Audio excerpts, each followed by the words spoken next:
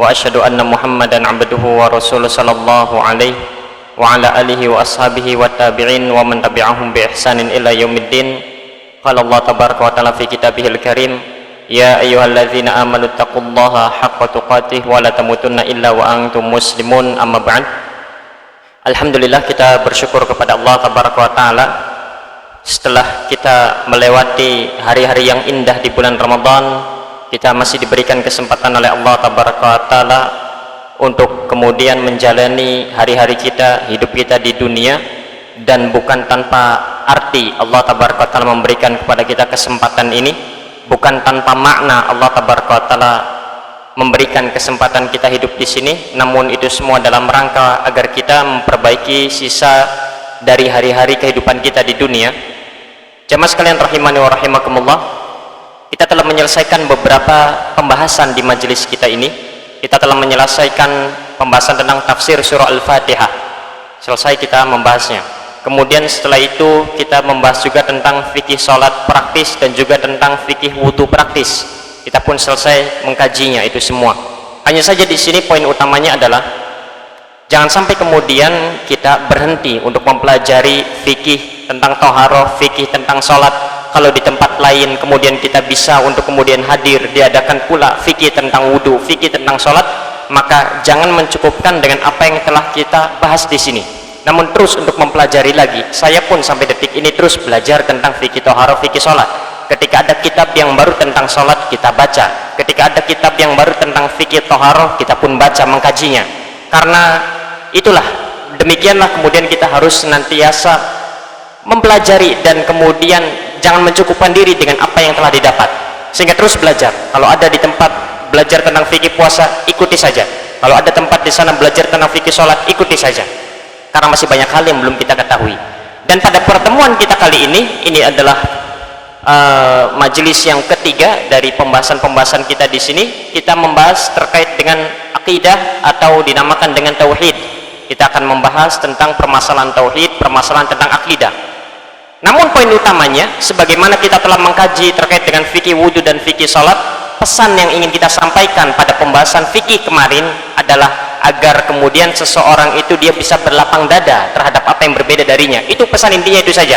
Bukan hakikat tentang fikih wudu dan fikih salat, bukan sebenarnya. Pesan yang ingin kita sampaikan adalah agar kemudian kita mampu berlapang dada pada persoalan-persoalan fikhiyah, ikhtilafiyah, ijtihadiyah. Agar kemudian ketika kita melihat ada orang yang berbeda dengan kita dalam hal praktek salatnya, kemudian tidak tergesa-gesa untuk kita mengingkarinya. Pesannya cuma satu, itu saja sebenarnya, dari apa yang telah kita buat dari fikih toharoh, fikih wudu dan juga fikih salat.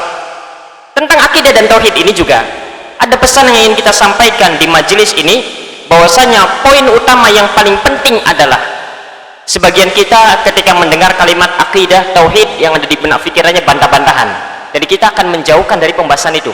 Sehingga kalau kita ingin kemudian membayangkan pembahasan tentang akidah, tauhid adalah bantah-membantah, maka saya katakan dari awal, maka gambarannya tidak seperti itu. Bahkan kita akan mengurangi hal semacam itu. Inti akidah, inti tauhid adalah agar bagaimana seorang itu tumbuh rasa takutnya kepada Allah Tabaraka wa Ta'ala, dan ini merupakan inti dari ilmu. Sebagian orang belajar tak tumbuh rasa takut ini kepada Allah Tabaraka wa Ta'ala. Ya, memang dia semakin belajar semakin menjauhkan diri dari kemaksiatan, benar, dan itu bagian dari rasa takut, namun bukan hakikat dari rasa takut semuanya.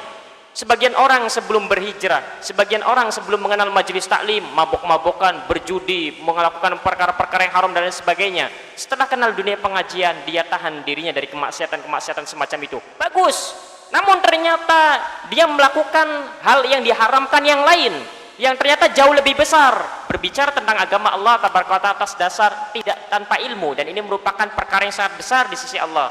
Betapa banyak kita saksikan orang-orang yang kemudian baru berhijrah, baru belajar, kemudian dia berbicara tentang agama Allah Tabaraka wa Ta'ala tanpa di atas ilmu sekalipun, dan dia merasa bahwa dia di atas ilmu, sehingga ini sangat berbahaya sekali. Al-Imam Ibnu Qayyim Al-Jauziyah memasukkan bahwa berbicara tentang Allah tanpa ilmu itu merupakan dosa yang paling besar di atas kesyirikan. Bayangkan sampai semacam itu. Kalau kesyirikan itu dosanya sudah sangat besar sekali, maka di sana ada dosa yang lebih besar lagi dosanya daripada kesyirikan, yaitu berbicara tentang Allah tanpa ilmu. Dan betapa banyak kita berbicara tentang Allah, berbicara tentang agama Allah tanpa ilmu, namun kita merasa di atas ilmu. Sehingga ini yang kemudian berbahaya. Ya, sekalipun sebenarnya orang yang berbicara tentang agama Allah, berbicara tentang Allah tanpa ilmu pun ini termasuk dari bagian kesyirikan. Karena dia pertama menjadikan hawa nafsu sebagai Tuhan, dan ini merupakan hakikat kesyirikan pula. Sehingga sebenarnya sama saja orang yang berbicara tentang Allah, orang yang berbicara tentang agama Allah tanpa didasari ilmu pun termasuk dari bagian kesyirikan sebenarnya. Sehingga tidak dikatakan bahwa ini lebih besar dosanya, sama besar, karena itu pun merupakan bagian dari kesyirikan. Ini yang aneh, kok kenapa orang semakin kenal dunia pengajian semakin dia banyak berbicara tentang agama Allah padahal dia tidak tahu ilmunya. Kalau dikatakan saya orang awam, loh kenapa orang awam tapi banyak memvonis? Kenapa sudah mengakui diri orang awam tapi banyak berpendapat? Kenapa sudah mengakui diri bahwa dirinya adalah orang awam kemudian banyak berbicara tentang agama Allah? Harusnya banyak diam, harusnya sedikit mengingkarinya, karena dia tidak mengetahui banyak ilmu. Sedangkan kita sendiri dalam proses perjalanan kita tak dipungkiri, semakin belajar, baru belajar semakin banyak pengingkarannya, semakin banyak berbicara tentang urusan agama Allahnya, semakin banyak berbicara tentang Allahnya, apalagi di zaman kita yang medsos terbuka, sehingga akhirnya ikut turut andil dalam dunia perdebatan dan sebagainya. Jamaah sekalian rahimani wa rahimakumullah, saya sering kadang disampaikan, Ustadz, siapa nanti yang akan mengkonter kebid'ahan, siapa yang akan mengkonter kesyirikan kalau bukan kita? Subhanallah, bersamaan dengan itu kita mengaku bahwa diri kita ini awam. Lantas bagaimana kita akan mengkonter kitanya sendiri awam?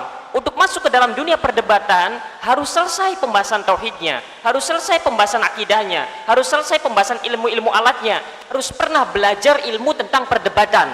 Karena namanya ilmu tentang perdebatan itu ada ilmunya, dan seseorang untuk masuk ke dalam dunia perdebatan dia harus membekali diri dengan usul fikih, qawaid fikih dan lain sebagainya. Sedangkan kita mengaku awam kemudian masuk dalam dunia perdebatan, kemudian mengatakan, menganggap bahwa beban agama ini ada di pundak kita, lalu mengatakan siapa yang akan mengkonter kebid'ahan? Ya orang alim. Kita yang awam bukan hak kita untuk kemudian ikut berkecimpung dalam dunia semacam itu. Namun saya tidak tahan melihat kebid'ahan. Ya belajar, bukan berbicara. Sehingga ini jamaah sekalian rahimani wa rahimakumullah, itu yang pertama. Kemudian yang kedua, bahwa yang namanya ada bagian-bagian dari ilmu ini yang wajib bagi kita untuk mempelajarinya. Kapan, di mana kita tidak mempelajari hal tersebut, maka kita akan terus mendapatkan dosa setiap waktunya, setiap detiknya. Bahkan dikatakan bahwa para ulama mengatakan, ada di sana semua ilmu ada begitunya. Fikih ada yang wajibnya bagi kita. Kita yang awam wajib mempelajari bagian fikih. Fikih mana? Itu ada porsinya. Selama kita tidak pernah mempelajarinya, maka tiap hari kita dianggap berdosa.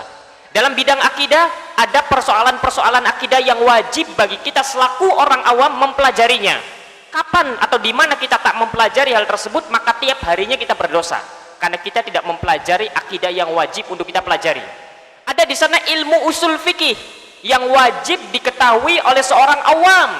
Orang awam saja wajib ada bagian-bagian dari ilmu usul fikih dan qawaid fikih yang wajib dipelajari. Kapan saja kita tak mengetahui hal tersebut, tak pernah belajar tentang usul fikih yang wajib bagi kita, qawaid fikih yang wajib bagi kita, tiap harinya kita berdosa. Sehingga ini bukan main-main. Seorang yang kemudian, apalagi kita akan menjalani kehidupan ini, apalagi orang-orang yang dia kemudian melakukan sebuah profesi tertentu, dia tidak pernah belajar tentang profesi yang dilakukannya, maka tiap hari yang ia lakukan itu dosa, berdosa nantinya. Bukan berdosa karena melakukan itunya, karena dia tidak belajarnya, sekalipun benar. Orang yang menikah tidak pernah belajar tentang pernikahan, tidak pernah belajar tentang rumah tangga, baik secara kitabnya yang membahas tentang rumah tangga atau tema-tema tertentu tentang rumah tangga. Selama dia berumah tangga dia berdosa karena dia tidak belajar tentang rumah tangga, dia tidak pernah belajar tentang pernikahan, dia tidak pernah belajar tentang keluarga dan sebagainya. Karena wajib ketika seorang itu berkeluarga, sekalipun benar, sekalipun keluarganya adem ayem saja, namun dia tidak pernah belajar fikih pernikahan. Dia tidak pernah belajar tentang keluarga, rumah tangga, baik kitab yang membahas itu secara khusus atau tema-tema tentang rumah tangga, dia berdosa. Dia berdosa. Ada seorang yang kemudian dia berjualan di pasar, dan jualannya benar, tidak ada ribanya, benar, tidak zalim dan lain sebagainya. Namun dia tidak pernah belajar tentang jual beli, baik kitab khusus yang membahas tentang jual beli atau tema-tema tertentu tentang jual beli yang menyangkut urusan kewajibannya, maka selama dia berjual beli di pasar dia berdosa. Dan begitu pula akidah, begitu pula fikih, begitu pula kita menjalani kehidupan ini. Pertanian ada, peternakan ada, dan semua hal yang kita lakukan sebagai pegawai ada ilmunya, sebagai direktur ada ilmunya. Kalau kita tak pernah mempelajari itu, baik kitab yang membahas tentang profesi kita, apa yang kita lakukan, atau tema tertentu tentang hal tersebut, maka selama kita melakukan itu semua berdosa. Sekalipun benar, Kenapa berdosa? Karena kita tidak pernah belajar yang wajib yang untuk kemudian kita ketahui. Begitu pula akidah. Sehingga di sana ada akidah-akidah yang wajib untuk kita pelajari. Akidah yang wajib untuk kita pelajari ini tidak lama, paling hanya 5 jam atau 6 jam saja kalau kita kumpulkan semua. Sehingga kewajiban kita dalam seumur hidup kita wajib meluangkan waktu 5-6 jam untuk mempelajari akidah yang wajib untuk kita ketahui. Adapun bantah-bantahan, adapun mengetahui penyimpangan-penyimpangan dari kelompok-kelompok sesat atau dari agama lain, maka itu sifatnya fardu kifayah saja. Kalaupun kita tidak tahu, selama kita mengetahui al-haq kebenaran sudah cukup, gugur kewajiban kita. Tidak perlu kemudian kita mengetahui dengan jelas misalkan apa penyimpangan Yahudi, apa penyimpangan Nasrani, apa penyimpangan Hindu dan lain sebagainya misalkan. Kemudian dikatakan bahwa mereka itu menyimpang dari jalan yang lurus dan lain sebagainya. Tidak wajib. Apalagi sampai dunia bantah-bantahan. Bagaimana cara membantah orang-orang Nasoro, bagaimana cara membantah orang Yahudi. Bukan kewajiban kita yang sifatnya fardu ain, namun sifatnya fardu kifayah saja. Begitu pula terkait dengan sekte-sekte dalam agama kita ini. Tentang bantahannya, tentang penyimpangannya, bantahannya begini, penyimpangan ini, bantahnya begitu, sifatnya bukan fardu ain bagi kita, namun sifatnya fardu kifayah. Sedangkan kita kadang senangnya begituan, sedangkan yang fardu ain dari pembahasan akidah tak pernah kita pelajari, bahkan tidak tahu mana yang fardu ain, mana yang bukan. Maka ini yang kemudian harus kita perhatikan dalam hidup ini, sehingga kita sebagai seorang awam harus mempelajari porsi-porsi yang wajib tersebut. Maka nanti semoga kalau ini selesai kita akan belajar tentang usul fikih dan qawaid fikih yang wajib bagi kita untuk kita ketahui. Selama kita tidak mengetahui hal tersebut, tiap harinya kita berdosa selama kita tidak mengetahuinya. Sehingga itu, sekalipun itu adalah ilmu-ilmu yang lumayan pelik, namun ada kewajiban dari kita untuk mempelajarinya. Dan ilmu-ilmu yang lain. Itulah kemudian jamaah sekalian rahimani wa rahimakumullah, kemudian kita membahas majelis ini. Ini adalah akidah dan poin pembahasan kita untuk mempelajari akidah yang wajib untuk kemudian kita imani dan pelajari. Sekalipun misalkan benar kita nanti, ketika disampaikan benar, kita sesuai dengan apa yang disampaikan, minimalnya kewajiban itu telah gugur dari diri kita, karena kita belajar itu. Nanti kalau setelah ini selesai, baru kita kemudian naik kepada kitab-kitab yang lebih tinggi. Misalkan kitab Ushulus Sunnah Imam Ahmad bin Hambal, kitab akidahnya Imam Al-Bukhari, kitab akidahnya Imam Syafi'i. Misalkan kita mempelajari, baru di sana kita mempelajari yang sifatnya fardu kifayah, yang lebih dari ini. Namun di sini penekanannya adalah agar kita mengetahui terkait dengan keyakinan-keyakinan yang wajib untuk kita pelajari dan yakini. Jamaah sekalian rahimani wa rahimakumullah, itu diantara mukaddimahnya. Dan juga mengapa kita perlu membahas tentang ini, dan perlu untuk diketahui bahwa ilmu yang paling utama secara mutlak, tak ada perselisihan di kalangan siapapun orangnya, adalah ilmu akidah. Kenapa dikatakan paling utama? Paling utama di antara ilmu-ilmu yang lain, bahkan akidah lebih utama daripada fikih, jelas. Karena akidah berbicara tentang keimanan, karena akidah berbicara tentang Allah tabaraka wa taala, dan tidak ada yang lebih utama kecuali sesuatu yang membicarakan tentang Allah tabaraka wa taala, membicarakan tentang keimanan. Sehingga akidah alal itlaq bahkan wajib untuk dipelajari pertama kali. Itulah kenapa majelis kita pertama kali membahas tentang tafsir surah Al-Fatihah, karena di dalamnya ada kaitan dengan akidah di sana. Karena yang wajib bagi kita bukan belajar fikih, bukan belajar bahasa Arab, bukan belajar ini dan itu, tapi wajib bagi kita untuk mempelajari akidah yang hak, agar kita mengetahui siapa Rabb kita, agar kita mengetahui siapa Nabi kita, agar kita mengetahui bagaimana agama kita ini. Itu yang wajib. Sehingga dari sini perlu untuk kita mempelajari hal semacam ini, karena akidah merupakan ilmu yang mutlak semuanya, bahwa ini merupakan ilmu yang paling utama dan tidak ada yang lebih utama daripada akidah. Oleh karena yang pertama kali wajib dipelajari adalah akidah daripada apapun itu. Bahkan itulah yang terjadi di kalangan para sahabat Rasulullah SAW. Ketika para sahabat mereka menghafalkan Al-Quran, maka mereka mempelajari terlebih dahulu al-iman, keimanan. Sehingga tatkala semakin bertambah hafalan Al-Qurannya, semakin kuat imannya. Sehingga kalau ada pertanyaan mana yang wajib didahulukan antara belajar akidah dan menghafal Al-Quran, jawabannya wajib mempelajari akidah terlebih dahulu, agar kemudian menjadi seorang penghafal Quran yang berdiri di atas akidah Ahlussunnah wal Jamaah. Karena di sana banyak orang-orang yang kemudian menghafalkan lafaz-lafaz Al-Quranul Karim, namun ternyata dia tidak memahami akidah yang benar. Inilah dia Abdurrahman ibn Muljam, seorang ahli Al-Quranul Karim. Dan di zaman sahabat Rasulullah SAW, Umar ibn Khattab adalah satu-satunya orang yang paling dibutuhkan untuk mengajar Al-Quran di Madinah. Namun dia adalah salah seorang dari pentolan Khawarij yang membunuh Ali bin Abi Thalib. Sehingga menghafalkan Al-Quran tanpa iman, tanpa akidah yang benar, maka akan penyimpangan nantinya. Orang-orang Khawarij itu jangan dikatakan mereka tak mengerti agama. Mereka orang yang paling banyak bacaan Al-Qurannya. Mereka adalah orang yang paling banyak menghidupkan malamnya. Mereka adalah orang yang paling bersungguh-sungguh sholat puasa sunnahnya. Namun mereka tidak di atas akidah yang benar. Sehingga kalaupun ada pertanyaan, misalkan sekalipun pertanyaan ini sudah tidak berlaku lagi di zaman kita, karena semuanya bisa dikompromikan, mana yang harus didahulukan, belajar tauhid atau menghafalkan Al-Quran? Tauhid dulu, tauhid dulu, agar kemudian jangan sampai menjadi para penghafal Quran yang memiliki sifat nifaq. Apalagi kalau kita berbicara tentang hadis-hadis yang berkaitan dengan para penghafal Quran di akhir zaman, itu mengerikan sekali. Di akhir zaman itu sangat mengerikan sekali. Namun maknanya bukan berarti kalau begitu jangan menghafalkan Al-Quran, bukan. Namun banyak orang-orang munafik dari kalangan umatku ini di akhir zaman, dari kalangan para qurra'nya, di mana mereka menghafalkan Al-Quran itu hanya sekedar lafaz-lafaznya saja, namun ternyata menyelisih apa yang ada di dalam Al-Quranul Karim, sehingga kita melihat hal tersebut dalam kenyataan kita di akhir zaman semacam ini. Jamaah sekalian rahimani wa rahimakumullah, itulah alasan kita kemudian membahas tentang khusus terkait dengan tauhid dan akidah, karena ilmu ini merupakan ilmu yang pertama kali wajib kita pelajari. Karena ilmu ini adalah ilmu yang paling utama dibandingkan ilmu-ilmu yang lainnya, dan tidak ada yang mengatakan tidak, ilmu fikih adalah ilmu yang lebih utama daripada tauhid. Tidak ada yang mengatakan demikian, siapapun orangnya, sekalipun para fuqaha sekalipun.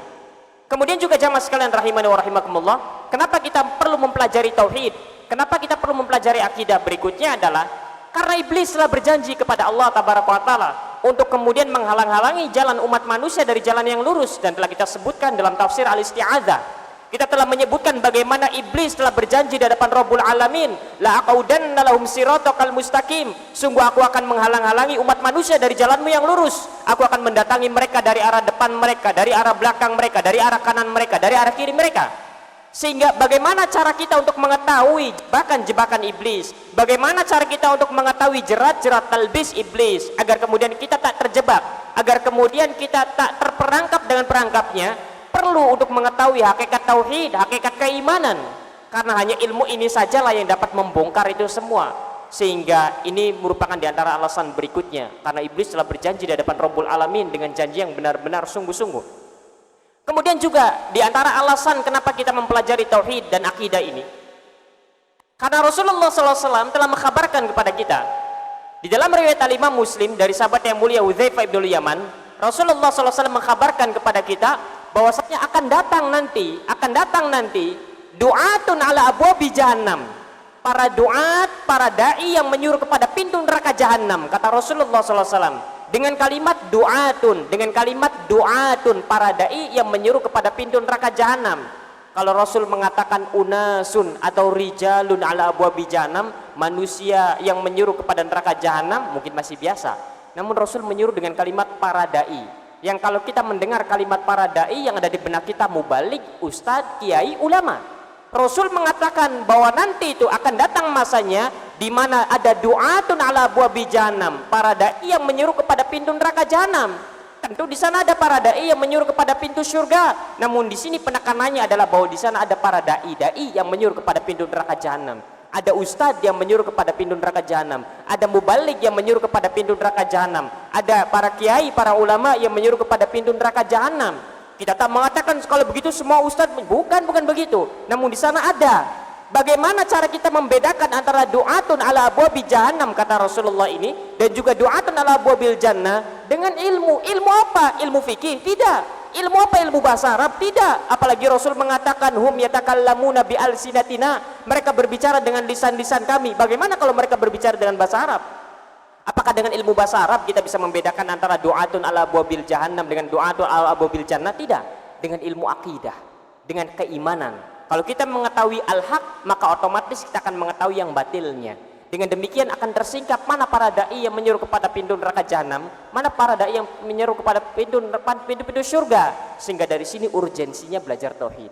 Itu diantaranya. Kemudian juga diantaranya juga Rasulullah SAW mengabarkan kepada kita di dalam riwayat Al-Imam Ibnu Majah dan sebagainya, bahwasanya sayati ala nasi sanawatun khadda'atun, bahwasanya akan datang menimpa umat manusia zaman-zaman tipuan, tahun-tahun tipuan.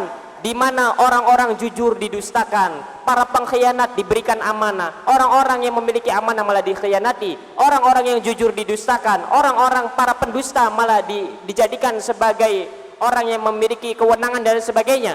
Kemudian Rasulullah SAW yang mengerikannya adalah wayamtiku fiha ruwaibidah, dan di zaman itu para ruwaibidah berbicara. Kemudian para sahabat bertanya, mar ruwaibidah, apa itu ruwaibidah ya Rasulullah? Apa yang dimaksud dengan ruwaibidah? Siapa ruwaibidah? Rasulullah mengatakan hum yatakallamuna, atau dikatakan bahwasanya ar-rajulu tafi yatakallamu fi amril amma. Dikatakan di dalam riwayat Imam Ahmad dan juga yang lainnya Ibnu Majah ar-rajulu tafi. Dikatakan di dalam riwayat yang lain as-safi yatakallam fi amril amma. Seorang yang dungu, kata Rasulullah, seorang yang bodoh yang berbicara tentang urusan umat yang luas. Bagaimana cara kita mengetahui bahwa ini adalah ruwaibidah? Apalagi di zaman kita semuanya ikut andil berbicara tentang urusan agama. Apalagi di dalam bulan Ramadan, tiba-tiba ustadz kemudian banyak sekali bermunculan. Para kiai dadakan, para mubalik dadakan banyak bermunculan di setiap masjid, di setiap musola. Kok ternyata selama ini banyak ustadz-ustadz terpendam pada bermunculan? Bagaimana cara kita mengetahui bahwa ini adalah ruwaibidah, ini adalah bukan? Berbicara tentang urusan agama, berbicara tentang urusan umat yang luas, padahal dia tak memiliki kewenangan di sana. Caranya dengan ilmu. Ilmu apa? Tentu ilmu tauhid. Karena ilmu tauhid adalah ilmu yang membedakan antara hak dengan batil. Ilmu tauhid adalah ilmu yang membahas antara yang benar dan yang salah. Kalau fikih kan tidak. Fikih kan antara yang utama dengan tidak utama, antara yang roji dengan yang marju. Yang benar dan salah itu sedikit fikih. Ada tapi sedikit. Tapi ilmu tauhid membedakan antara yang hak dengan yang batil, membedakan antara yang benar dan salah. Makanya bahasanya sudah kalimat benar salah. Tapi kalau di fikih jangan menggunakan istilah tersebut, karena fikih bukan begitu kalimatnya. Hanya saja kalau fikih ini yang lebih utama. Kita tidak mengatakan ini benar itu salah, tidak, karena ada ruang ijtihadiyah di sana. Tapi akidah tidak. Akidah sebagian besarnya adalah antara yang hak dengan yang batil. Bagaimana cara kita mengetahui hakikat ruwaibidah dan bukan? Dengan ilmu tauhid, dengan keimanan. Apalagi nanti kita mempelajari ilmu-ilmu fardu kifayah tentang tauhidnya lebih dalam lagi, nanti akan lebih gamblang lagi tentang siapa ruwaibidah, sifat-sifatnya, bukan orang-orangnya. Kemudian juga diantaranya juga jamaah sekalian rahimani wa rahimakumullah, ini diantara hal-hal yang kemudian perlu untuk kemudian kita fahami. Kenapa kita mempelajari tentang akidah dan tauhid? Bahkan mempelajari akidah dan tauhid sampai mati. Sampai mati harus terus belajar, harus terus belajar. Cuma persoalannya karena akidah dan tauhid ini merupakan ilmu yang paling penting, yang paling urgen, maka halangannya pun besar. Halangannya pun besar. Ketika seorang mempelajari akidah dan tauhid secara benar, step-stepnya benar, tahapan-tahapannya benar, akan muncul rasa malas, muncul ya pokoknya banyak halangannya. Dan itu yang terjadi di era Syekh Muhammad bin Abdul Wahab ketika mensyarah kitabnya sendiri, Kitab Tauhid. Kitab Tauhid kurang apa lagi, langsung dijelaskan oleh penulisnya sendiri di masanya. Selesai Kitab Tauhid selesai ini, sama penulisnya langsung diajarkan, dijelaskan. Apalagi penulis tentu lebih mengetahui isi kitabnya dibandingkan yang lain. Selesai Kitab Tauhid, ulangi lagi dari awal. Selesai Kitab Tauhid, ulangi lagi dari awal. Murid-muridnya merasa jenuh. Ini penyakit ini. Dan ini ujiannya bagi orang-orang yang belajar akidah, belajar tauhid itu. Merasa jenuh, merasa bahwa tauhid lagi. Jadi merasa hanya begitu-begitu saja. Akhirnya minta kepada Syekh, setelah selesai tamat Kitab Tauhid yang sekian kalinya, mengatakan, Syekh, gantilah kajiannya, jangan tauhid terus. Ganti sirah katanya. Ini murid-muridnya bilang begitu. Ganti sekali-kali kita berbicara tentang sirah, berbicara tentang yang hal-hal lainnya lah, jangan hanya tauhid terus. Kemudian Syekh mengatakan, baiklah, nanti akan kami pertimbangkan. Syekh wajar, karena kan sudah sering berulang-ulang. Ketika keesokan harinya Syekh menyampaikan bahwa itu di desa sebelah, di tetangga sebelah, ada seorang anak yang menzinai ibu kandungnya sendiri. Kemudian murid-muridnya marah, jengkel. Loh kok ada anak yang semacam itu, anak durhaka, dasar anak begini dan lain sebagainya. Muncul cercaan makian kepada anak semacam itu ketika mendengar informasi itu. Kemudian setelah itu, keesokan harinya, Syekh mendengar, meralat bahwa ternyata informasinya bukan begitu. Kemudian disampaikan, oh kemarin itu saya salah mendapatkan informasi, tapi ini beneran, bukan bohongan, bukan, beneran. Kemudian bukan sengaja saya berbohong, bukan, untuk menguji, bukan. Tapi memang dia salah informasi. Kemudian dikatakan, oh ternyata tetangga sebelah itu bukan ada anak yang menzinai ibu kandungnya sendiri, bukan. Tapi ada sebuah keluarga, ada orang yang kemudian dia memberikan sesajen kepada rumah yang baru dibangunnya. Murid-muridnya ketika mendengar ini, semoga mereka mendapatkan hidayah. Pertama, jengkel, marah, wah mencerca, mencaci dan memaki. ketika disampaikan bahwa ternyata informasinya salah. Yang benar ada dari tetangga sebelah itu ketika selesai membangun rumah, kemudian penghuni rumah itu memberikan sesajen kepada jin-jin rumahnya supaya tidak diganggu. Murid-muridnya hanya mengatakan semoga Allah tabaraka wa taala memberikan mereka hidayah. Kemudian Syekh merasa aneh, loh kok kalian ini aneh sekali? Ada orang yang melakukan dosa besar, kalian mencerca, mencela, memakinya. Ya benar, tidak salah, maksudnya mencercanya benar, tidak salah. Karena marah benar, tidak salah. Karena jengkel, emosi benar, tidak salah. Tapi kok kenapa ketika ada orang yang melakukan kesyirikan dengan syirik akbar, kok biasa saja ekspresinya? Harusnya lebih dari itu mestinya. Ini tidak. Sehingga kata syekhnya, kita ulangi lagi kitab tauhid dari awal sampai akhir lagi. Kenapa? Karena hakikat inti dari tauhid belum menghujam dalam kalbu kita. Dan betapa banyak kita saksikan kesyirikan di sekeliling kita, kita biasa saja. Ketika melihat kemaksiatan, ada yang berzina, mabuk-mabukan, khamar, mencuri dan lain sebagainya, jengkel, hati ini gundah dan lain sebagainya. Ketika ada orang yang melakukan kesyirikan, oh Masya Allah, itu di sebelah sana ada yang meminta kepada jin, ada yang mempersembahkan ini dan lain sebagainya. Biasa saja, kondisi kolbu kita biasa saja. Maka ada apa dengan akidah kita? Yang dilihat adalah kolbu kitanya, bagaimana rasanya ketika kau tidak ada getaran-getaran emosional, tidak ada getaran-getaran rasa kebencian, tidak suka agama Allah tabaraka taala dibeginikan, tidak suka Allah tabaraka taala diduakan. Ini ada apa-apa dengan akidah kita? Bahkan terkadang sebagian kita orang yang sudah ngaji lagi, ketika berbicara tentang tempat-tempat yang ada orang yang melakukan kesyirikan di sana sambil tertawa, subhanallah, mana kebencian, mana rasa cemburu terhadap agama Allah tabaraka taala? Bukannya kemudian dia jengkel, cemburu, kok bisa terjadi, ini kok malah sambil tertawa. Sudah tahu ini begini malah minta kepada batu misalkan, sambil tertawa lagi. Subhanallah, ini tak tertanam akidah dalam kalbu kita. Yang kita pelajari hanya teori-teori saja. Yang kita pelajari hanya sekedar kalimat-kalimat saja. Tauhid dibagi menjadi 3, rububiyah, uluhiyah, al-asma wa sifat. Penyimpangan ini adalah ini, namun itu semua tak menghujam di dalam kalbu kita. Kita mengetahui ada tauhid ar-rububiyah, namun hakikat rububiyah tak menghujam dalam kalbu kita. Tetap mengharap kepada orang lain. Kita mengetahui hakikat uluhiyah, tauhid al-uluhiyah itu apa, tauhid al-ibadah itu apa. Namun dalam ibadah yang kita kerjakan masih ada rasa ujub dalam diri kita, masih ada riya, sum'ah dalam diri kita. Mana hakikat dari tauhid itu? Terkait dengan al-asma wa sifat, kita tak memahami maha rahmannya Allah, maha rahimnya Allah tabaraka wa taala. Mana nilai-nilai tauhidnya ini mana? Sehingga kemudian inilah di antara musibah yang menimpa kita. Dan demikianlah iblis memasang perangkap-perangkapnya agar kita gemar kepada teori-teori semata, kemudian nilai-nilai tauhid ini tak menghujam dalam kalbu kita.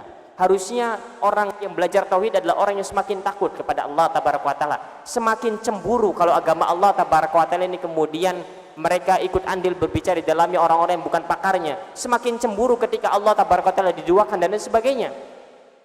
Sehingga inilah kemudian alasannya. Kemudian di antara berikutnya lagi, baru muqaddimah, baru kita akan sebutkan dulu beberapa hal pentingnya terkait dengan akidah ini. Sahabat yang mulia Umar ibn Khattab mengkabarkan kepada kita, di dalam syarah Al-Masail Al-Jahiliyah disebutkan oleh Syekh Shalih Al-Fauzan bahwasanya Umar ibn Khattab mengatakan bahwa agama Islam ini akan terputus tali seutas demi seutas. Agama Islam ini ibarat sebuah tali. Kalau kita melihat tali itu kan ada tali-tali kecil-kecilnya. Kalau misalkan talinya tali serabut itu kan ada serabut-serabutnya lagi. Tali ikatan Islam ini akan terputus sedikit demi sedikit hingga kemudian terputus semua. Sudah tidak lagi kelihatan mana Islam yang hakiki. Kapan itu terjadi? Kata sahabat yang mulia Umar ibn Khattab, manakala menimpa di tengah-tengah umat ini tidak mengetahui tentang permasalahan-permasalahan jahiliyah, masail jahiliyah. Ketika kita tidak mengetahui adat kebiasaan jahiliyah, maka inilah yang akan menyebabkan ikatan Islam itu terputus sedikit demi sedikit. Sebuah kitab kemudian Syekh Muhammad bin Wahab menulis kitab Masailul Jahiliyah. Di sana disebutkan 129 permasalahan jahiliyah. Pertanyaannya, dari 129 permasalahan jahiliyah itu berapa persoalan jahiliyah yang kita ketahui? Sedangkan kaidahnya, kalau kita tidak mengetahui sesuatu dipastikan kita terjatuh ke dalamnya. 129 itu yang diketahui, sedangkan permasalahan jahiliyah yang lain masih banyak lagi. Ketika Umar bin Khattab mengatakan ketika menimpa di tengah umat Islam ini orang-orang yang tidak mengetahui persoalan-persoalan jahiliyah, adat kebiasaan jahiliyah, maka ini akan menyebabkan ikatan Islam terputus sedikit demi sedikit. Bagaimana caranya untuk mengetahui itu? Pertama, bisa mengkaji kitabnya. Kedua, kita bisa membahas tentang tema-tema tersendiri tentang masail jahiliyah. Dan yang ketiga, bisa dengan mempelajari ilmu tauhid dan akidah. Karena akidah Islam, tauhid yang diajarkan oleh Rasulullah SAW yang menghilangkan, menghapus adat kebiasaan jahiliyah. Sehingga sudah otomatis ketika kita mempelajari tauhid yang benar, akidah yang benar, dengan demikian persoalan akidah, tradisi-tradisi jahiliyah akan kita jauhkan dan akan kita mengetahui ini adalah tradisi jahiliyah, ini adalah kebiasaan jahiliyah. Sehingga ini kemudian urgensinya belajar tauhid juga. Kemudian yang terakhir, kenapa kita mempelajari tauhid ini? Tema ini adalah karena penyimpangan yang sangat besar sekali di zaman kita ini. Baik penyimpangan dari agama-agama lain selain Islam, dari Yahudinya, Nasraninya, kemudian dari agama-agama yang lainnya. Mereka tidak tinggal diam, mereka punya misi juga untuk kemudian menjadikan seorang muslim itu keluar dari agamanya. Belum lagi kemudian sekte-sekte di luar Islam sana juga ada ateisnya, ada sataniknya, dan ada yang lain-lainnya yang mereka berupaya untuk kemudian menularkan pemikiran mereka. Belum lagi filsafatnya dengan berbagai penyimpangan dan lain sebagainya. Bagaimana cara kita untuk mengkonter itu semua? Kalau kita konter satu-satu, lama waktunya, tidak cukup. Untuk membedah misalkan penyimpangan-penyimpangan agama A banyak sekali, kemudian beralih ke agama B banyak sekali. Bagaimana caranya? Maka para ulama menyebutkan dengan mengetahui kebenaran otomatis kita akan mengetahui kebatilan. Dengan mengetahui kebenaran, begitu pula dengan mengetahui kebatilan otomatis mengetahui kebenaran. Sehingga cukup bagi kita mempelajari akidah yang benar, dengan demikian secara otomatis kita akan mengetahui akidah yang batil tersebut. Itu akan mempersingkat waktu. Itu dari agama di luar Islam. Belum lagi di dalam sekte-sekte Islam sangat banyak sekali. Rasulullah mengkhabarkan bahwasanya umat ini sataftariqu hadhil umma ala 30 wa 70 firqatan kulluha finnar ila wahida. Umat ini akan terpecah belah menjadi 73 golongan, semuanya masuk ke neraka kecuali satu saja. Bagaimana kita bisa mengetahui yang satu golongan itu? Bagaimana kita bisa menjauhkan diri dari 72 golongan yang terancam neraka, kata Rasulullah SAW, dengan tauhid, dengan akidah. Dan demikian sehingga inilah urgensinya kita belajar tauhid dan akidah, bahkan sampai mati. Sekalipun majelis ini telah usai, belajar akidah, terus belajar dan terus belajar. Baik, jamaah sekalian rahimani wa rahimakumullah, itu adalah sedikit muqaddimah yang kita sebutkan. Dan kita sebelum masuk nanti ke pembahasan ini, ada beberapa persoalan yang disebutkan oleh Syekh di sini, persoalan yang disampaikan kepada orang-orang pembelajar pemula, dan sebenarnya kita sudah mengetahuinya, namun kita akan membacanya sedikit. Ini kitab judulnya At-Tauhid Linnasyi'ah wal Mubtadi'in. Tauhid untuk pemula dan lanjutan, begitu biasa terjemahnya. Nah, ada tauhid untuk pemulanya, beberapa persoalan penting yang harus diketahui oleh para pemula, baik para mu'alaf atau orang-orang yang baru belajar Islam, dan ada yang kemudian untuk lanjutannya untuk orang awam dari kalangan kaum musliminnya nanti. Kita akan belajar terlebih dahulu terkait dengan al-usul ats-tsalatsah. Begitu judulnya. Ma'rifatul usul ats-tsalatsah. Mengenal tiga landasan dalam beragama. Usul salasah di sini bukan usul salasah kita, bukan. Tapi yang namanya Islam ini ada tiga landasannya, tiga landasan utamanya. Atau ini merupakan tiga pertanyaan nanti dalam kubur. Al-usul ats-tsalatsah ini apa saja? Tercangkup dalam sebuah ucapan kita, raditu billahi robba wa bil islami dina wa bi muhammadin nabi wa rasula. Nabi wa rasul, nabiyan wa rasula. Bahwasanya aku ridho Allah sebagai Rabb kami. Ini prinsip yang pertama, landasan yang pertama. Kita akan uraikan itu sedikit. Kemudian aku ridho Islam sebagai agamaku. Ini akan kita uraikan juga. Dan aku ridho Muhammad sebagai nabi dan rasul utusan. Ini akan kita kemudian pelajari. Baik, yang pertama, landasan yang pertama, prinsip yang pertama yaitu ma'rifatur Rabb. Mengenal siapa Rabb kita, siapa Tuhan kita, siapa zat yang kita ibadahi. Tentu jawabannya Allah. Maka ini kan untuk pemula. Jadi kita harus mengetahui, tapi ada nilai-nilai di sana yang kemudian harus kita mengetahui di balik itu semua. Siapa Rabb kita? Rabb kita adalah Allah tabaraka wa taala. Siapa Tuhan yang kita sembah? Tuhan yang kita sembah, yang kita ibadahi adalah Allah tabaraka wa taala. Dikatakan poin yang pertama dari landasan yang pertama ini adalah Rabbi Allahul Khaliqul Malikul Mudabbir. Bahwasanya Rabb kita adalah Allah tabaraka wa taala. Perkenalkan bahwa Tuhan yang kita sembah, Tuhan yang kita ibadahi adalah Allah tabaraka wa taala. Allah Al-Khaliq yang Maha menciptakan, Allah Al-Malik yang menguasai, yang merajai, Allah Al-Mudabbir yang mengatur alam semesta. Qala Allah tabaraka wa taala, Allah tabaraka wa taala berfirman di dalam surat Az-Zumar ayat 62, Allahu khaliqu kulli syai. Allah tabaraka wa taala yang menciptakan segala sesuatu. Maka Rabb kita adalah Allah. Ini kita tahu. Di balik ininya yang harus kemudian kita pahami. Konsekuensi dari ucapan kita, dari keyakinan kita bahwa Allah adalah Rabb kita adalah agar kemudian jangan memalingkan ibadah sekecil apapun kepada selain Allah. Ini konsekuensinya, dan ini yang kemudian nilai yang harus kemudian kita pahami. Ketahuilah bahwa Rabb kita adalah Allah tabaraka wa taala yang menciptakan, yang mengatur alam semesta, yang menguasai, yang merajai. Konsekuensinya segala ibadah yang kita kerjakan harus diberikan kepada Allah Tabaraka wa Ta'ala saja. Tidak boleh diberikan kepada jin-jin, tidak boleh diberikan kepada manusia, tidak boleh diberikan kepada selain Allah. Sehingga salat yang kita kerjakan harus ikhlas karena Allah. Itu konsekuensi dari ucapan kita, Allah Rabbi. Jangan kemudian kita ibadah karena mengharapkan pujian dari manusia. Kemudian juga Allah Tabaraka wa Ta'ala adalah Al-Khaliq yang maha menciptakan. Allah adalah Ar-Razik yang maha memberikan rezeki. Kalau begitu mengharapkan rezeki hanya kepada Allah, jangan kepada bos kita. Bos kita hanya perantara saja, rezeki itu kemudian sampai kepada kita. Kadang kita rasa berharapnya kepada orang, kadang kita rasa berharapnya kepada bos kita. Apalagi para penjual yang tidak jelas keuntungan dan kerugiannya, kadang diuji. Makanya kita pribadi misalkan atau para pedagang ini, kalau ada orang yang nanya, cuma nanya saja, sudah harapannya besar, ini mau beli ini, seakan-akan oh ini rezeki ini. Jangan demikian, yang memberikan rezeki Allah. Sehingga kalau ada orang yang mau beli mau enggak, ya urusan mereka lah. Urusan kita dengan Allah, harapan kita dengan Allah, bukan kepada orang ini.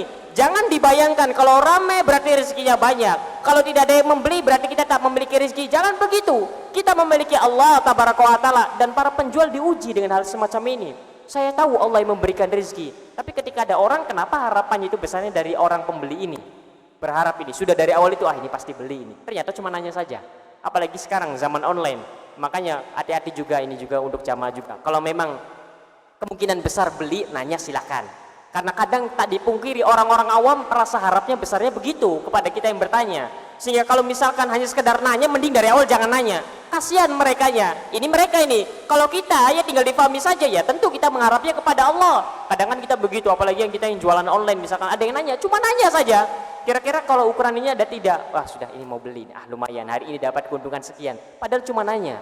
Sudah begitu nanyanya panjang lagi. Sehari nanya terus. Kalau ini bagaimana? Bahannya bagaimana? Kalau ukuran itu bagaimana? Terus di akhir bilang, oh ya maaf cuma nanya saja. Nantilah kapan-kapan insya Allah beli. Jangan begitu.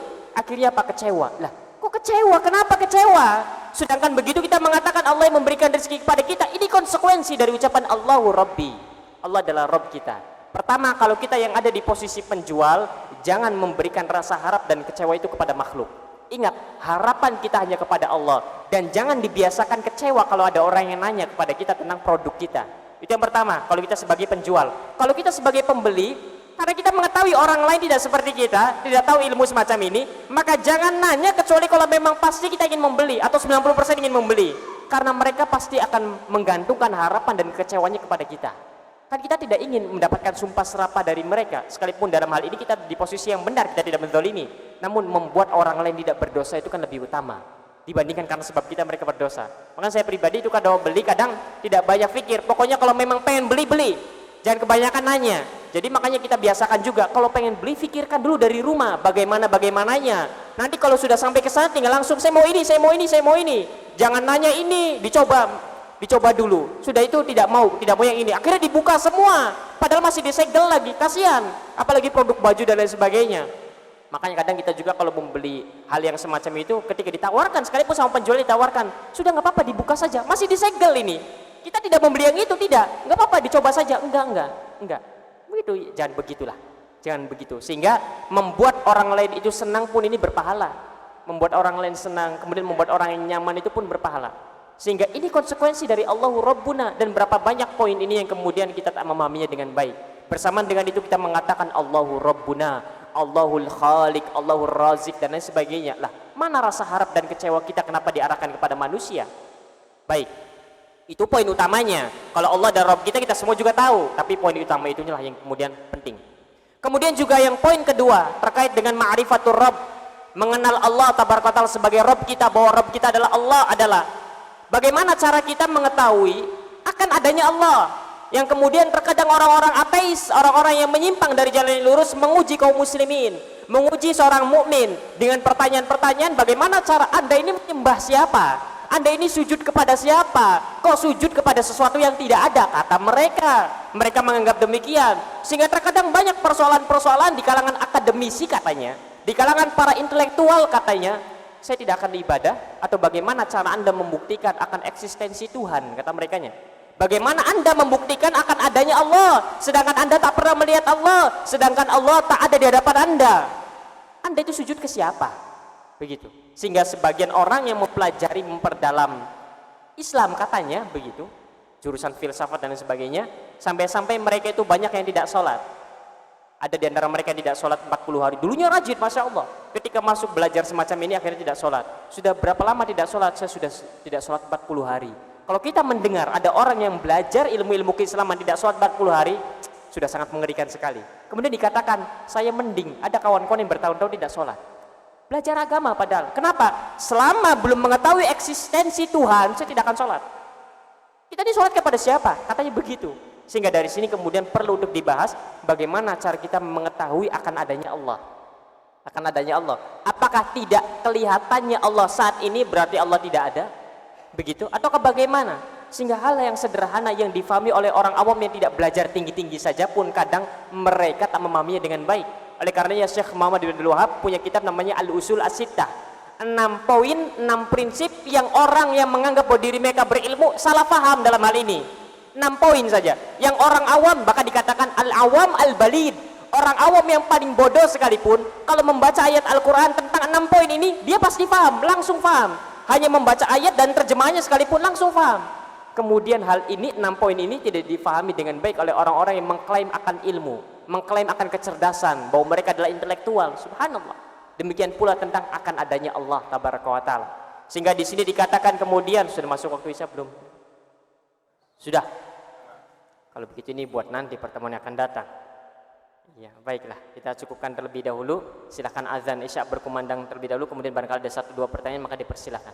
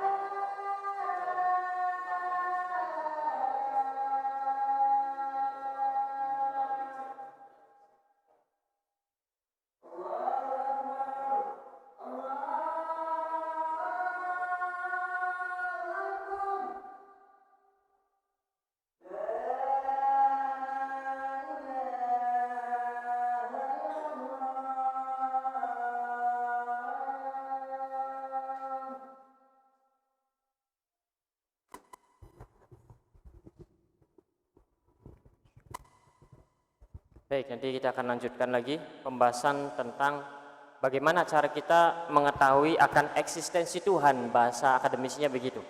Bagaimana cara kita mengetahui akan keberadaan Tuhan. Baik, karena yang tidak nampak di hadapan kita bukan berarti tidak ada, itu sederhananya begitu. Sama seperti kalau biasanya para ahli ilmu, para asatidzah, para ulama mencontohkannya dengan otak kita. Ketika ada yang bertanya kepada kita, Bagaimana cara kita mengetahui akan adanya Allah? Allah itu sebenarnya nggak ada. Sebenarnya kita ini menyembah sesuatu yang tidak ada karena tidak kelihatan. Kemudian dikatakan, Anda punya otak? Ya, punya. Sekarang bagaimana bentuk otak Anda? Ya tidak kelihatan, ada di dalam sini. Apakah berarti tidak adanya, tidak kelihatan berarti tidak Anda? Kalau begitu kita katakan Anda tidak punya otak, tentu tidak mau. Begitu. Karena butuh dikeluarkan terlebih dahulu baru melihat. Begitu juga Allah. Nanti kalau sudah di akhirat baru bisa melihat Allah. Kalau sudah masuk surga. Demikian. Sehingga itu diantaranya begitu biasanya. Tapi nanti ada jawaban secara syariatnya, secara syar'inya yang akan kemudian kita pelajari. Tapi itu biasanya begitu. Bahasa logikanya begitu. Baik. Ya silakan. Barangkali ada yang ingin ditanyakan tentang apa yang barusan kita sampaikan. Silakan. Ya, belakang dulu. Ini dulu. Tentang apa? Iya, dengan tradisi. Iya. Iya. Kalau jahiliyah itu ada lafadznya, dalam bahasa Arab ada jahiliyah. Kalau kalimat tradisi tidak ada lafadznya. Cuma biasanya tradisi itu apa? Tradisi adalah adat kebiasaan. Itu namanya tradisi. Kalau jahiliyah itu adalah sesuatu yang dinisbatkan kepada kebiasaan yang dilakukan oleh orang-orang jahiliyah. Nah, sekarang apakah yang dimaksud ada tradisi jahiliyah dengan tradisi adat istiadat itu sama? Jawabannya berbeda. Islam tidak menolak adat kebiasaan.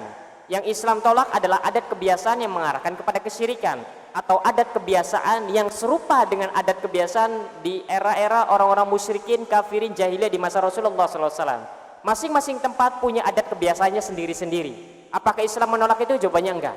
Tapi apa yang Islam tolak? Adat kebiasaan yang menyelisih syariat. Bagaimana caranya? Yang itu termasuk kesyirikan misalkan. Dan tradisi jahiliyah yang kemudian dikecam keras. Sebagian tradisi jahiliyah tidak ditolak.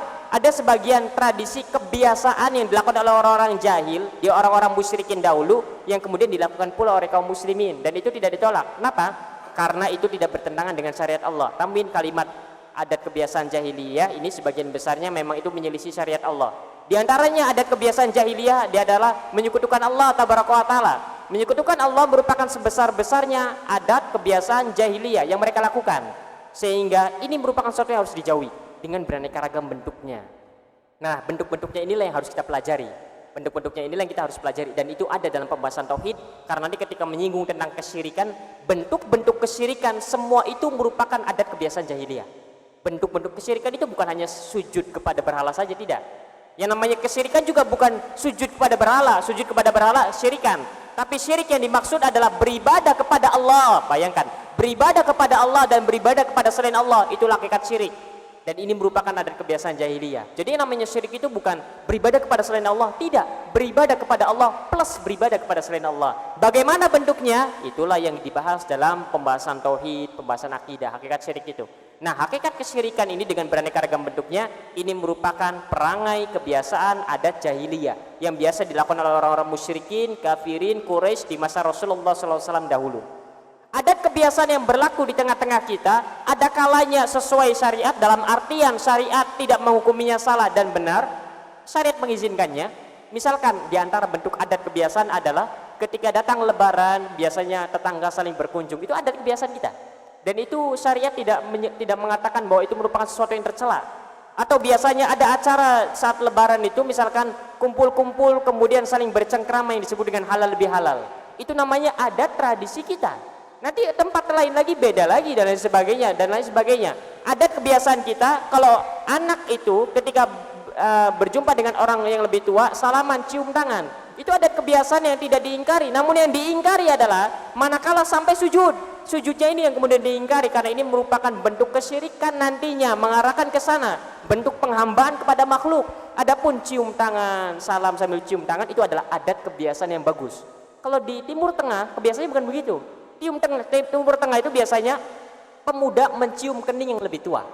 Kalau kita kan kurang sopan, masa ada orang tua kemudian diambil kepalanya diciumkan, ini anak kok songong sekali. Kalau di Timur Tengah tidak, kebiasaannya begitu. Kebiasaannya adalah mengambil kepala yang lebih tua kemudian dicium kepalanya, keningnya dicium. Itulah kebiasaan, adat kebiasaan, dan itu adalah sesuatu yang dibiarkan oleh syariat.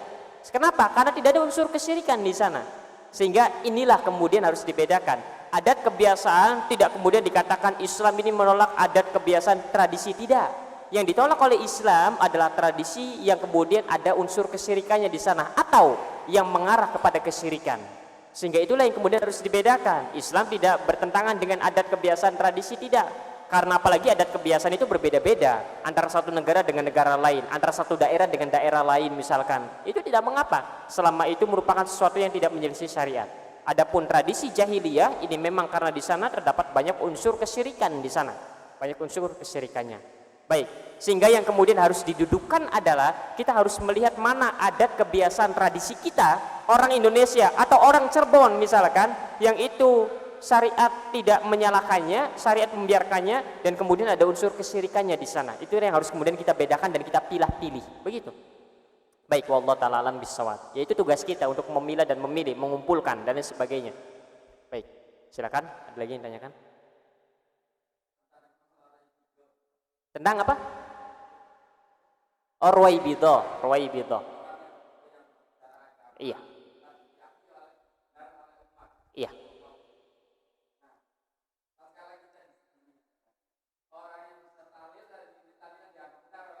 Iya.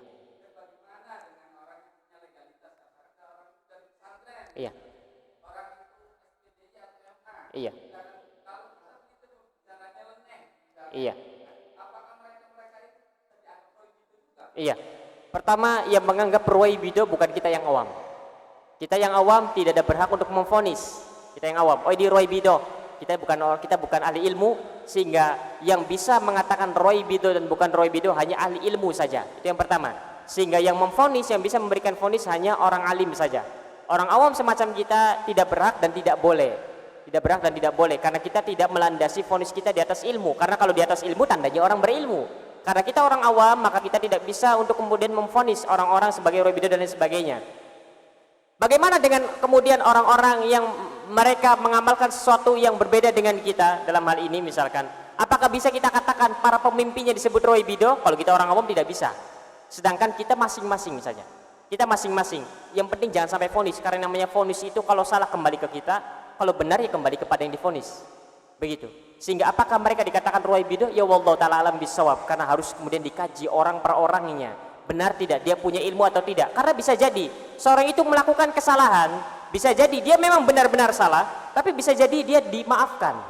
Sekalipun kelihatannya kesalahan. Apalagi kesalahannya bukan yang muttafaq alaih. Bukan yang ijma', bukan yang mujma' alaih, bukan yang ma'lum minaddin bidurro. Dan ini pun penting. Kita boleh mengingkari. Kita orang awam ini pada asalnya tidak boleh mengingkari.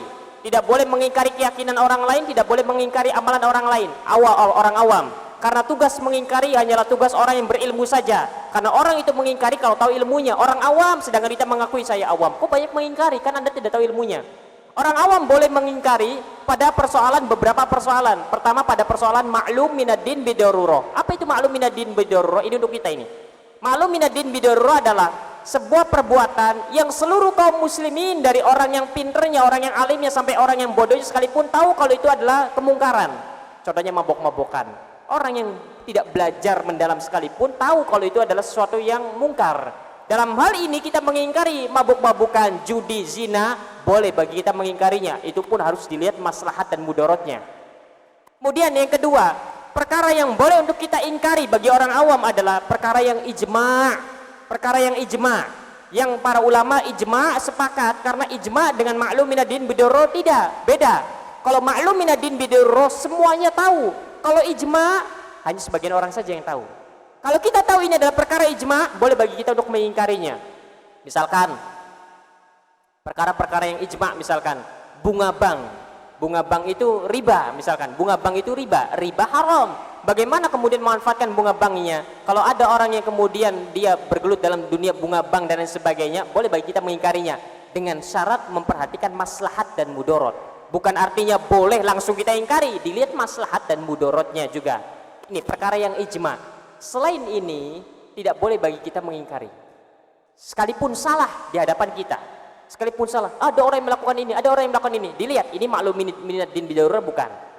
Apakah ini perkara ijma? Bukan. Kalau kita katakan iya, di mana referensinya? Bisa kita katakan bahwa ini maklum minaddin bidarurah. Di mana ini adalah perkara ijma. Maka selain itu tidak boleh bagi kita tergesa-gesa untuk langsung mengingkari.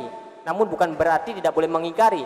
Kita dalam kolbu mengingkari, namun bukan berarti kita maju ke depan untuk mengingkari. Ada orang buat acara ini dan lain sebagainya. Bukan perkara maklum minaddin bidarurah. Bukan perkara yang ijma misalkan. Kenapa? Karena kita tidak tahu. yang taunya pokoknya salah saja. Apakah boleh bagi kita tergesa-gesa langsung mengingkarinya? Tidak boleh. Karena bukan kewajiban kita, itu kewajibannya orang yang berilmu. Yang dosa orang yang berilmu di sini. Kenapa tidak diingkari? Kitanya yang awam tidak berdosa, kita yang awam tidak berdosa. Sehingga jangan menganggap bahwasanya agama ini, kewajiban agama ini ada di pundak kita semua. Tidak, siapa kita. Agama ini, kewajiban agama ini ada di pundaknya orang-orang yang berilmu. Pundak kita ini, kewajiban yang ada di pundak kita ini adalah belajar itu. Orang awam seperti kita kewajibannya belajar. Adapun mengingkari yang ini, mengingkari yang itu, tugasnya orang alim yang ada di sini. Tapi bukan berarti kemudian kita membiarkan, dan harus bedakan. Karena diam bukan berarti membiarkan. Kalau kita diam membiarkan bahkan menyetujui, kita pun berdosa nantinya. Ya kita mengingkari, namun mengingkari dalam kolbu saja, bukan terang-terangan, dan ini harus dibedakan di sini. Agar jangan sampai tergesa-gesa mengingkari, jangan tergesa-gesa mengingkari. Lihat dulu siapa kita. Kita awam, tidak boleh mengingkari, tidak boleh mengingkari secara terang-terangan, tapi dalam kolbu kita mengingkari. Kalau kita orang alim wajib mengingkari, kalau tidak berdosa kita. Begitu, ini yang harus kemudian dipetakan terlebih dahulu. Adapun memvonis seorang itu roibido atau tidak bagi kita maka tidak diperkenankan. Sekalipun benar tetap kita berdosa dalam vonis. Kenapa? Karena kita awam. Orang yang berhak memvonis roibido ini bukan ahli ilmu, ini adalah ini dan lain sebagainya, hanyalah orang yang berilmu saja. Cuma permasalahannya seorang dianggap berilmu dan tidak berilmu, bagaimana caranya? Itu pun kadang karena kita merasa bahwa kita ini berilmu semua, kadang merasanya begitu. Sehingga inilah yang kemudian menjadi PR bagi kita untuk menggali batasannya itu bagaimana. Baik, ini diantaranya. Namun orang awam terkadang boleh. Jadi permasalahan-permasalahan khilafiyah tidak boleh bagi kita untuk mengingkari. Tapi bukan berarti kita membiarkan meridoi. Kita mengingkari tapi dalam kolbu saja, tidak terang-terangan. Namun orang awam boleh memaksa orang lain dalam perkara-perkara khilafiyah ijtihadiyah. Sekarang pertanyaannya, kalau kita turun sujud lutut dulu, bolehkah kita memaksa orang lain untuk turun sujud lutut dulu dengan kita, sedangkan orang lain tangan dulu? Boleh tidak? Kalau ada orang lain misalkan dia menggerak-gerakkan jarinya, kita tidak menggerak-gerakkan jari kita, boleh tidak kita memaksa orang lain untuk kemudian tidak menggerak-gerakkan jarinya kayak mengikuti kita? Orang awam tidak boleh. Namun orang awam boleh melakukan ini kepada beberapa orang. Pertama kepada keluarganya, istrinya, anaknya, boleh memaksa perkara-perkara ijtihadiyah. Misalkan istri dan suami berbeda cara sholatnya, misalkan cara sholat itu ijtihadiyah, tidak boleh mengingkari. Tapi seorang suami mengatakan kamu harus turun sujud lutut dulu misalkan, wajib bagi istri untuk mengikuti suami. Kan permasalahan khilafiyah mas, iya tapi saya suami wajib untuk diikuti. Gitu. Jadi ini boleh, dalam persoalan semacam ini boleh. Atau misalkan bagi orang-orang yang dia memiliki lembaga pendidikan, kemudian yang atasannya ini kepala sekolahnya, guru-gurunya mewajibkan untuk murid-muridnya mempelajari tata cara sholat semacam ini, harus begini misalkan, itu boleh. Nanti muridnya bilang, kan ini kan khilafiyah Ustaz, saya bin Bas aja kan bersedekap, saya Albani mengatakan bidah bersedekap, kan berlapang dada. Karena anda sekolah di sini wajib anda mengikuti aturan sini. Kondisi-kondisi semacam ini boleh. Bahkan boleh bagi seorang itu untuk memaksa, misalkan sampai tahap memaksa ini, untuk kemudian mengikuti perkara-perkara yang kita amalkan sekalipun perkara khilafiyah. Selain dari ini tidak boleh. Kawan kita, kamu harus wajib untuk jangan digerak-gerakkan jarinya. Kenapa? Saya tidak menggerak-gerakkan, kamu menggerak-gerakkan, wajib kamu harus mengikuti saya, tidak boleh menggerak-gerakkan. Tidak boleh. Tidak boleh begitu. Nah ini ada ilmunya semua. Dan ini adalah ilmu-ilmu yang wajib bagi orang awam ketahui. Dalam persoalan qawaid fikih tentunya. Jadi ini harus dibedakan. Jadi tidak semata-mata, oh tidak boleh mengingkari, akhirnya tidak mengingkari semua, anak istrinya tidak diingkari. Oh ini harus diingkari, akhirnya diingkari semua, ini pun salah. Dan semuanya ada ilmunya. Semua ada ilmunya. Wallahu ta'ala alam bissawab. Silakan, ada lagi? Iya. Iya, ada yang bertanya ini. Iya. Iya. Iya.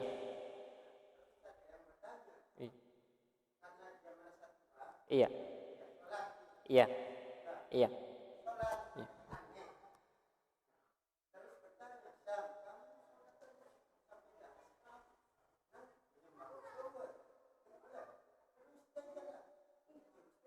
Iya, iya. Iya. Iya. Iya. Iya. Iya. Nah, sekarang persoalannya kalau orang awam seperti kita ditanya, apa sikap kita? Apakah menjawab atau bagaimana? Orang awam, ingat ini poinnya, orang awam tidak boleh mengingkari kecuali perkara-perkara yang tadi barusan disebutkan. Kalau sengaja mengingkari tidak boleh. Tapi kalau orang awam ditanya bagaimana? Pertama kalau kita tahu jawabannya kita jawab, tapi dengan kalimat redaksi sepengetahuan kita. Sepengetahuan kita begini. Jangan mengatakan yang benar begini. Kita awam, gimana bisa tahu yang benar? Yang roji begini. Jangan katakan begitu. Katakan sepengetahuan kita begini. Atau kalimatnya kata Syekh Fulan begini, kata Imam Fulan begini. Itu jawaban yang harus kemudian dikatakan oleh orang awam seperti kita kalau emang kemudian ini menyangkut tentang ucapan ulama atau menyangkut tentang pengetahuan kita. Jangan mengatakan oh yang benar itu begini, misalkan pertanyaannya ini salah apa benar, yang benar itu begini, kitanya awam, tapi katakan sepengetahuan kita yang benar begini. Beda kalimat, konsekuensinya beda nantinya.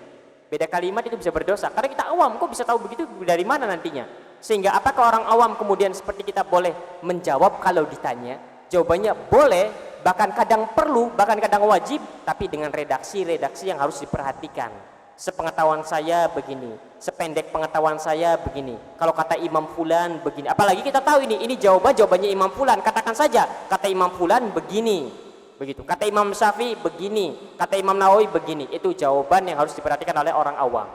Yang roji menurut Imam Syafi'i begini kalau kita tahu, yang roji menurut Syekh bin Baz begini kalau kita tahu. Itu jawaban orang awam. Sehingga kalau kondisinya adalah ditanya baru boleh. Tapi kalau kondisinya sengaja mengingkari, sengaja mendebat, maka tidak boleh orang awam melakukan hal tersebut.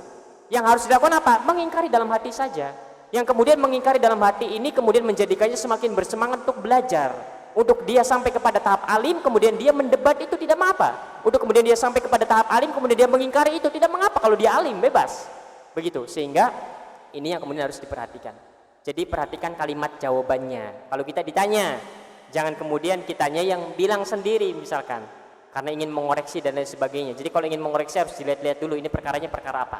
Wallahu ta'ala alam bisawab. Sudah, cukup. Semoga apa yang kita sampaikan ini dapat dipahami dengan baik. Karena di sana ada permasalahan-permasalahan yang kita perlu detail di sana. Karena kita menyangkut tentang persoalan kita sebagai seorang yang awam. Semoga ini saja yang bisa kita sampaikan. Semoga yang sedikit ini bermanfaat khususnya untuk diri saya pribadi. Subhanaka Allahumma bihamdika asyhadu an la ilaha illa anta astaghfiruka wa atubu ilaik. Assalamualaikum warahmatullahi wabarakatuh.